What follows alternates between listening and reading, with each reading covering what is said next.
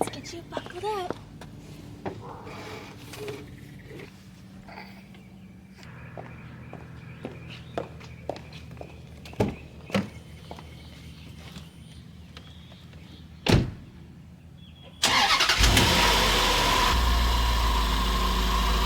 And we are off.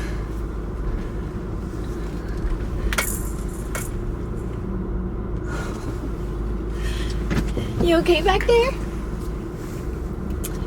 All right. Good morning, everyone. I hope that you are well. I am on my way to introduce Seneca to one of my oldest friends. We've been friends since second grade, so I'm super excited for them to meet. We're going to breakfast, and I thought that on the drive over, I could take the opportunity to catch up with you about something that's been a huge part of my life since having Seneca, and that is breastfeeding. So my idea is just to kind of walk you through my breastfeeding journey, talk about getting mastitis, switching to exclusively pumping and why I did it, how I feel about it, pros and cons of breastfeeding, pumping versus exclusively formula, how I'm feeling about it now, which pump I use. So if you are looking for a pump, maybe you want some insight as to the one that I used, blah, blah, blah. I really felt like the decisions I made as a mom regarding feeding Seneca, I felt better about those decisions after hearing from women online. And so I'm hoping that by filming this video, if you're watching it, you'll feel better about your decisions, because every mom and baby relationship is, unique, and every baby is unique. So there are very few wrong ways to go about this, and I hope that you know that, because it took me a while to feel that way. But anyway, let's just get right into it. So I gave birth to Seneca on December 3rd, and I had done some basic research on breastfeeding. I didn't have a doula or a breastfeeding specialist help me or anything, but I was just reading stuff online, and I read that before you give birth and for the few days after, you actually don't produce breast milk. You produce what's called colostrum, which is really rich in nutrients, and it's thicker and more yellow than breast milk. And so I got the Haka colostrum collectors, thinking that I could collect some of it and freeze it, and then when Seneca got sick, I would feed that to her, and it would help her recover faster. However, I never produced colostrum before the birth, and I never actually really saw it. I did try to collect some maybe day 2 or something, but it was so few drops that I could actually express that it was pointless to save. So I just have these Haka colostrum collectors that I haven't used. Maybe with the next baby I'll produce more. And then my milk came in around, I think 4 or 5 days. And when my milk did come in, I had a lump under my left underarm that got really swollen and painful. And I was told by my doctor that it's because breast tissue actually extends into your armpit. So that was something that I was dealing with. They recommended getting the gland surgically removed, but I was just postpartum. I was trying to figure out breastfeeding. There was a lot on my plate, and I didn't follow through with that recommendation. I would just notice that it felt better when I pumped because it relieved the pressure. So I just made sure to pump, or actually I didn't pump yet when I fed her. Yeah, sorry, I hadn't started pumping yet. I just noticed that it felt better when my breasts were empty, so I would feed her often, which was fine because she was eating often. She ate every 30 minutes, and she didn't eat for very long. She was so tiny, and she would just fall asleep on the breast.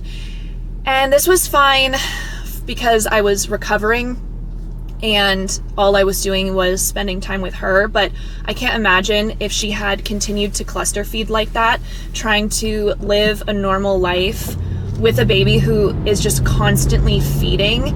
And we did go out when she was 3 days old. We went to the mall and just did a little bit of shopping. I wanted to get out of the house, and I breastfed in public there for the very first time. And I remember thinking, Should I be embarrassed? You know, this is in public. I had a scarf covering me, of course.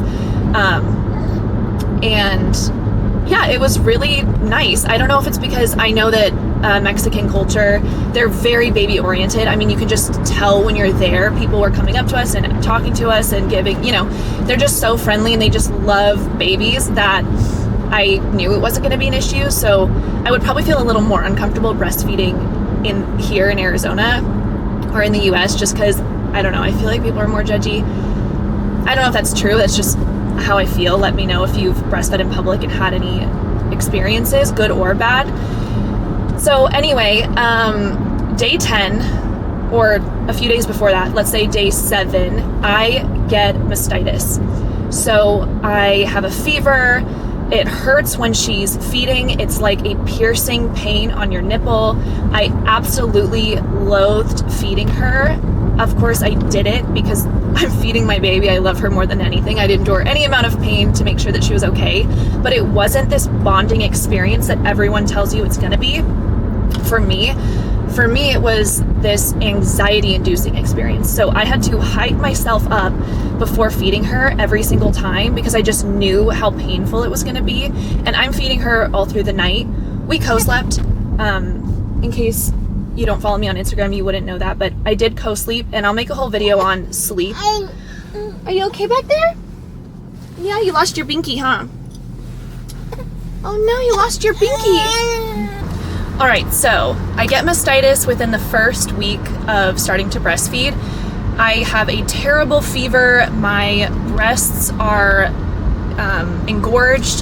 One of them is actually purple, and it was incredibly painful. I was very, very sick. The fever was the worst of it, and it lasted for about 3 days until about, I remember day 10, I decided to start pumping. And the reason I waited to pump is because both my OBGYN and my pediatrician told me that I should let my body regulate and not pump because it confuses your body as to how much milk you actually need to produce. And then I shouldn't bottle feed her for at least the first month so that she doesn't get confused. And a lot of times if you bottle feed a baby too young, they'll struggle to go back to the breast just because feeding from a bottle is so much less effort for them. They get used to that, and then they don't like how much effort they have to put in getting food from the breast. So I held off for as long as I could, but like I said, I was in really bad shape, so I decided to pump, and I started with the Medela hand pump. If you saw my Amazon haul video, you'll know that I bought this pump just because I wasn't sure. I didn't know much about how my body was going to be, if I was going to produce enough milk, or I don't know. I just had it for just in case purposes, and it turned out useful. So I started pumping, and I was pumping maybe 6 times a day, definitely every 2 hours, 2 to 3 hours. And I hated the hand pump because I was sitting there like pumping it like this, but it turns out with hand pumps, you can just squeeze them and they'll work. So if you plan on hand pumping or you need to hand pump in an emergency, try that method instead. It's much easier. But I hand pumped from day 10 until the end of December when I finally got an electric pump, just because I thought that I was going to go back to feeding on the breast once my mastitis had cleared. But Seneca wasn't having it. She would feed and then start crying, and she wouldn't finish a feed. I also didn't love breastfeeding. Again, it was really uncomfortable. I had cracked nipples. It was very painful, and I never really felt like we bonded when feeding. I actually feel like I bond the most with her when we co-sleep. And again, I'll do a whole video on sleep, but I just didn't have that magical experience that women talk about with breastfeeding. So I decided that I was going to exclusively pump. So the pros with breastfeeding, exclusively on the breast or just on the breast, is you don't have to have bottles and the pump. When you go out in public, you can just feed her anywhere. It's absolutely free, of course. The cons are that it can be painful for some women. You're the only one that can feed them, so you have to be available. And I think that's probably it, just the pain and the inconvenience of it. But with pumping, the cons are you have to have the equipment, you have to have your bottles, you have to wash all of that stuff every time you use it. That didn't bother me at first, but holy moly, it bothers me now. I hate that I have to wash all the parts after every pumping session. I know it's not a big deal. It's like kind of a silly thing to whine about, but you're taking time out of your day to sit there and pump and then wash them. And I don't know, maybe it's a lousy complaint, but it is a con. So, a pro to exclusively pumping is you're not the only one who can feed them. I would give bottles to my husband or my mom and they could feed them, and that was such a game changer in terms of my mental health, because I wasn't having to have her on me what felt like 24/7. I could have breaks. So I would, pump while I was doing something else. Well, I started with the pumps that you have to hold. That was a mistake. And that was the Spectra. I got the Spectra portable, I think it's the Spectra SG Gold. It's the small portable one. I absolutely adore this pump. I would recommend this pump to anyone, but the phalanges, the parts that attach to your breast to collect the milk, those are their standard phalanges, and you have to hold them or have some kind of special bra that holds them. I eventually switched over to what the Spectra calls the Cara cups, and these are amazing. They fit into your bra, you can have your hands free doing other things, and it just, again, gives you more freedom. The only thing I would say with pumps that you should know is not all nipples are the same size, and if you use a phalange that is too wide or too narrow, you can hurt yourself. So what you can do, or what I did, is a lot of these companies make standard sizing. It's like 24 milliliters, 21 milliliters, but if your nipples are bigger or smaller than that, then you need to customize it. I found these, I think the company is called Maymom. They're on Amazon, and they have these inserts that you can get. So you order from the company whatever phalange size is bigger than your actual nipple, and you're just measuring the diameter of your nipple, not your areola, FYI. And then you buy these inserts that are the same size or 1 millimeter larger than your diameter, and you insert them into the phalange, and then your breast pump will fit you perfectly. This was so comfortable, really easy to do. Roadkill. Whew.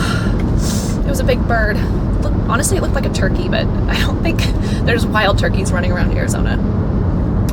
Anyway, so if you are deciding to exclusively pump, I would recommend Spectra, the SG portable one, and the Cara cups together with these phalange inserts.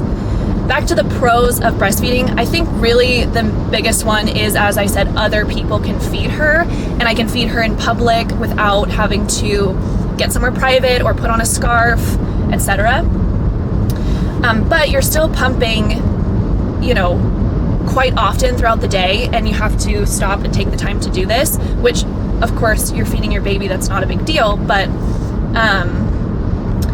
I recently have felt like it was such a big burden. I don't mean to say that feeding her is a burden, but just being the primary producer of her food, like it was a really big stress. And I think the stress is mainly because I never produced enough milk. So part of the problem was with feeding her was that when I would pump, I would only get 1 or 2 ounces collectively with both breasts, and that wasn't enough to feed her, of course. So I was supplementing with formula from the beginning, and I did eventually get my milk supply up to 6 ounces at a time was the best I've ever done, and now that's 1 feeding for her. So I really just couldn't keep up. I had bought the Medela milk bags collectors thinking that, I would produce some, I could freeze it, I could have it for later, or if I don't have time to pump, but that's just not how my breastfeeding journey ended up going. I did not produce enough milk to feed my baby. So I was supplementing from formula from the beginning, as I said. My husband and I did a lot of reading on formula versus breast milk, and if you've done similar reading, you'll know that there's absolutely no difference in the outcome of the health of the children when looking at other factors like socioeconomic status and all these things. They've done studies on siblings who came from the same family. One would be fed breast milk, one was fed formula for different, personal reasons tailored to the family, of course, but they found that both these siblings turned out equal in terms of intelligence, success, health, all those things. So I'm not adverse to formula. I'm a exclusively formula fed baby. My mom couldn't breastfeed for health reasons, and so my brothers are also formula fed. I have many friends who are exclusively formula fed, and they're all great people. So again, I'm not worried about the outcomes or her health with formula feeding. I think the only thing that's scary about formula is it's not something that I can just make. It has to be available in stores, and there was a formula shortage last year, and I wasn't in the States for that, but that sounded really scary. So you're just relying on someone else for your baby's food. But the situation has seemed to resolve itself, and I think it's all okay again. So I am feeling more comfortable weaning off exclusively pumping and switching exclusively to formula. So I stopped pumping every 2 to 3 hours, and I started just pumping 4 times a day. And I did that for maybe 2 weeks, and then I started pumping 3 times a day. I did that for another week, and then I'm now only on 2 or 1 time a day. Yesterday was the first day that I didn't pump at all. I woke up really early in the morning covered in milk that had leaked, so I think I still have to pump at least once during the day, but that is such an easy thing to commit to. We also had an issue where she was really fussy with her formula. She was throwing it up, not like convulsing, that's not the right word, not like projectile vomiting, but she'd open her mouth and it would all spill out, and it just scared me because I hadn't seen that before. And so I had to try like 4 different formulas, and finally we ended up back on the one that we were using in Mexico. I don't know if this is important or if anybody cares, but in Mexico we could get Enfamil step 1 and step 2, which was step 1 was 0 to 6 months and step 2 was 6 to 12 months. That's not available here in the States. It's just Enfamil 0 to 12. I don't know why, but I didn't realize they were pretty much the same, so I tried a different formula and she didn't like it. And then I tried a sensitive formula. That one was actually even worse. So we looped back around to Enfamil 0 to 12, and she's doing great on that. So that is where we're at, and it's so amazing. It's freedom for me. She can eat as much as she needs without me feeling bad for not producing enough. And overall, we're just happier and healthier people. My husband does a great job of taking her to feed her so that, I don't have the entire burden on my own. And that's kind of where I'm at now. I'm weaning off of pumping, and Seneca will be exclusively breastfed until we introduce solids around 6 months. I think with the next baby, I will try to breastfeed when they're a newborn in the hospital again. I'll try to go for a month like I did with Seneca, and I have my pump parts. If that doesn't work out, I can, switch over again. I'm definitely not in the right place. One sec. I think that covered everything. Mastitis, it sucks. It happens to a lot of women. I had to pump to get over it and get rid of that engorgement, and that led to bottle feeding, which led to exclusively pumping, and now I'm at a place where I'm ready for her to be exclusively formula fed, and since we found a formula that she's happy with, I'm happy. And I love my pump, recommend it. Don't forget about the phalange inserts. You don't want to be using a breast pump that doesn't fit your nipples. But honestly, I've pumped everywhere. Pumping is really easy. If breastfeeding is too much for you, and you want to try exclusively pumping, don't be afraid of it. I've pumped, you name it, I've pumped there probably. The thing that I really want you to take away from this video is that regardless of how you're choosing to feed your baby, you are not a bad mom. I mean, we all love our little ones and we want what's best for them, but there are just some things that happen that you can't control. Maybe it's how much you're producing, or maybe it's the mental load and stress that being the exclusive feeder of your baby is taking on you. I mean, you have to take care of yourself as well. So I hope that you know that there is at least one other mom out there who is going through a similar situation. I've basically tried it all at this point. And let me know how your breastfeeding journey is going. I would love to chat with you in the comments about it. As I said, it's a big part of my life right now because I have a newborn. So yeah, we don't all have to feel alone in this. If you have any questions for me about my experience or my pump, if you're getting into pumping or anything like that, let me know. I'll be happy to answer the best that I can. Other than that, I hope you have a wonderful day, and I will see you in the next video. Ciao.